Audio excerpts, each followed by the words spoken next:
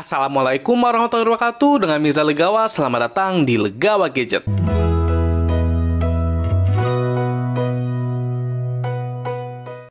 Sebelumnya jangan lupa untuk klik tombol subscribe untuk support channel Legawa Gadget. Terima kasih. Di video ini saya akan melakukan gaming test di smartphone terbaru Poco, yaitu Poco C40. Yang baru di sini bukan hanya seri smartphone-nya, tapi chipset yang digunakan juga yang pertama di Indonesia, yaitu GLQ JR510. Pasti teman-teman gadget masih asing ya dengan chipset GLQ ini. Dan kira-kira GLQ JR510 setara dengan chipset apa? Apakah chipset entry level powerful atau yang biasa-biasa saja? Ditemani dengan RAM 4GB, apakah smartphone ini cocok digunakan untuk gaming? Untuk tahu jawabannya, langsung aja kita buktikan di Gadget Review. Seperti biasa, untuk settingannya di sini internet menggunakan mobile data, kemudian untuk suara saya set di volume maksimal, begitu juga dengan brightness-nya saya set maksimal juga. Selanjutnya untuk baterai sekarang ada di 80%. Oke, langsung aja kita mulai ke game yang pertama. Game yang pertama adalah game wajib para gamers, yaitu Mobile Legends. Untuk grafik cukup mengejutkan kalau sudah support sampai grafik ultra dan high FPS. Pada tes kali ini saya akan bermain di grafik ultra rata kanan. Dan ternyata untuk gameplay, saya rasa di sini masih kurang lancar dan patah-patah. Jujur aja saya kurang nyaman bermain Mobile Legends di grafik maksimalnya. Dan setelah dicek FPS-nya ternyata hanya dapat di 32,7 FPS saja. Kemudian kita lihat untuk konsistensi FPS-nya, ternyata di sini terbukti kalau FPS-nya tidak stabil dan cukup naik turun, sehingga membuat gameplaynya kurang nyaman. Mungkin hal ini disebabkan oleh grafiknya yang saya set maksimal di grafik ultra, sehingga di sini saya coba turunkan ke grafik smooth rata kanan.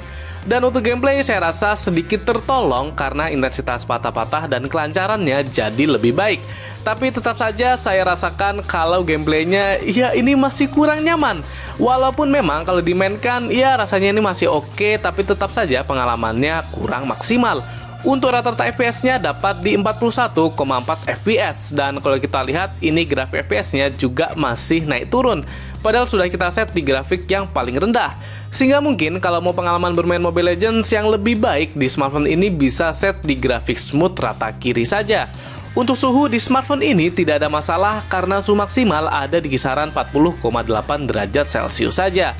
Setelah bermain Mobile Legends sekitar 35 menit, baterainya berkurang sebesar 10%. Our turret has been destroyed.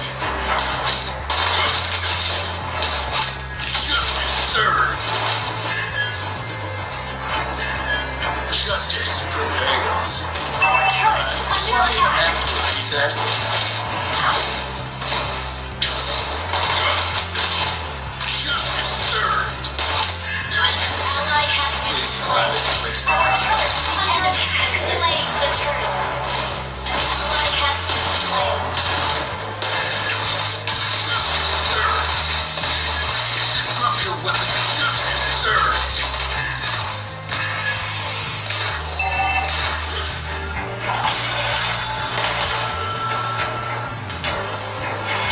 Outrun my bullets.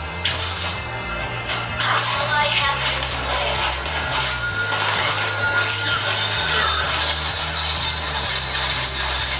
Don't panic. Clearing is on the way.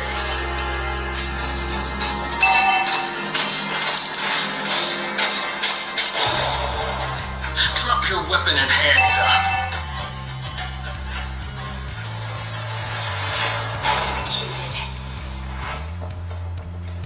Do what the folks do, prisoner. An ally has slain the turtle.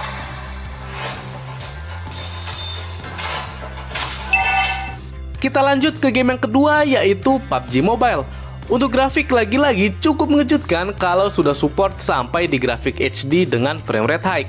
Sedangkan kalau di grafik smooth dan balance bisa sampai frame rate ultra.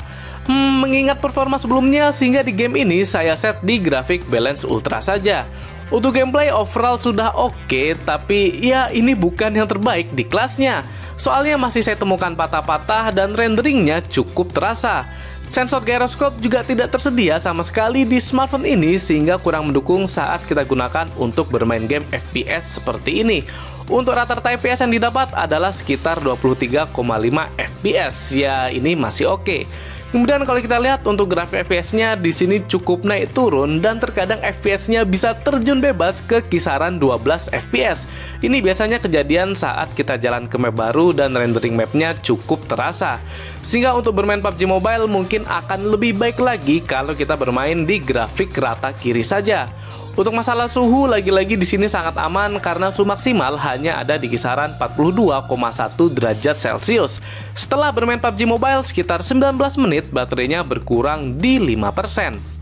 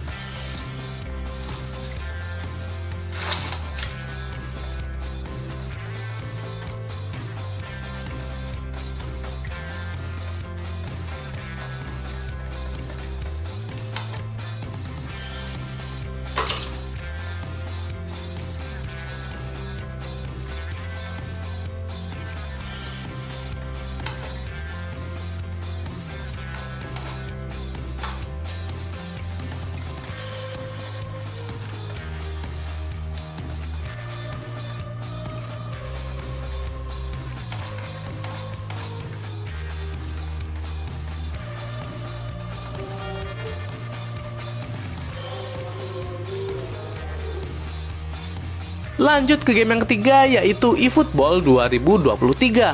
Untuk masalah grafik di sini saya set di standarnya yaitu grafik standar 30 FPS.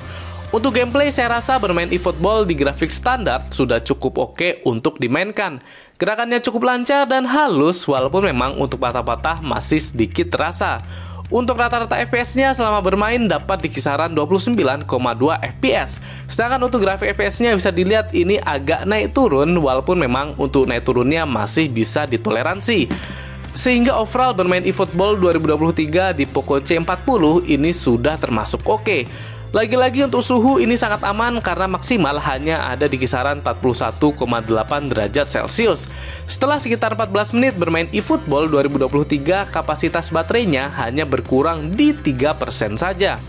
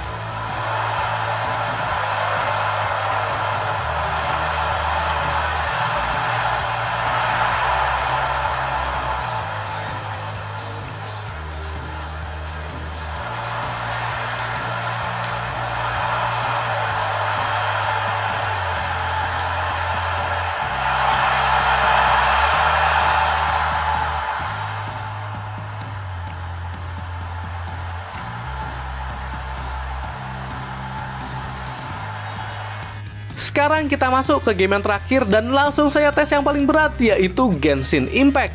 Untuk grafik tentu ini saya set di yang paling rendah yaitu lowest 30 FPS. Untuk gameplay ternyata chipset ini tidak mumpuni untuk bermain Genshin Impact. Walaupun RAM yang sudah 4GB tapi gameplaynya sangat patah-patah, bahkan bisa sampai 1-2 detik terhenti karena patah-patahnya. Untuk rata-rata FPS yang didapat adalah sekitar 11,1 FPS dan ini sangat rendah. Kemudian kita lihat grafik FPS-nya dan ternyata ini sangat parah yang dimana intensitas patah-patah parahnya sangat banyak, bahkan ada di atas grafik FPS-nya. Sehingga tentu Poco C40 sangat tidak direkomendasikan untuk bermain Genshin Impact. Uniknya untuk masalah suhu selama bermain maksimal hanya ada di kisaran 42,2 derajat Celcius saja. Setelah bermain Genshin Impact sekitar 17 menit, baterainya berkurang di 5%.